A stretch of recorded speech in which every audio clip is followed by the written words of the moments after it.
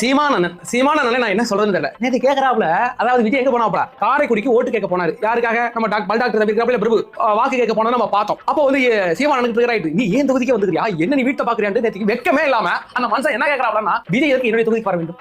நீங்க முதலமைச்சருடைய தொகுதிக்கு போங்க, துணை முதலமைச்சரோட தொகுதிக்கு நீங்க போக வேண்டியதானே. அப்ப உங்களோட எதிரி நானா அந்த துணை முதலமைச்சர் டிஎம்கேவா அப்படின்னு காட்டுட்டாப்ல. என்ன சாகாய் போச்சுக்கா? அதேதான் நானும் கேட்டுட்டு இருக்கிறேன் 2 வருஷமா. உனக்கு எதிரி யாரு? சீமானுக்கு எதிரி யாரு? விஜயா திமுகவா? இதனால திமுக விட்டுட்டு விஜய கடிச்சிட்டு இருக்கவங்க தெரியலையா? இந்த சாட்டை தூங்குறங்க தூங்கும் போது விஜய் விஜய் விஜய் விஜய் விஜய் விஜய் தளபதி தளபதி தளபதி சிரிக்க சிரிக்க சிரிக்க அப்படின்னு கத்திட்டு இருக்கவங்க தெரியலையா?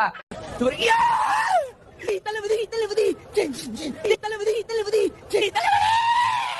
இப்ப உங்களை வச்சு குத்தம் தான் தெரியும். அதாவது நாம் தமிழர் கட்சி ஒரு இடத்துல கூட ஜெயிக்க கூடாது, மெயின் அந்த காரைக்குடியில ஜெயிக்க கூடாது. அது என்ன மேட்டர்னா, காரைக்குடியில வந்து டாக்டர் பிரபுக்கு அதிகப்படியான வாக்கு இருக்கு அப்படிங்கறத கடிச்சிட்டாங்க. இப்ப அந்த ஆளை காலி பண்ணணும். அதனால இந்த சாட்டை, இந்த இடுமோனம் கார்த்தி எல்லாரையும் வச்சு எந்த அளவுக்கு அவர் மேல அவதூறுல பரப்படமோ பரப்பிக்கிட்டு இருக்காங்க. அதெல்லாம் சில்லு வரையா அவளை டாக்டர் அந்த பக்கம்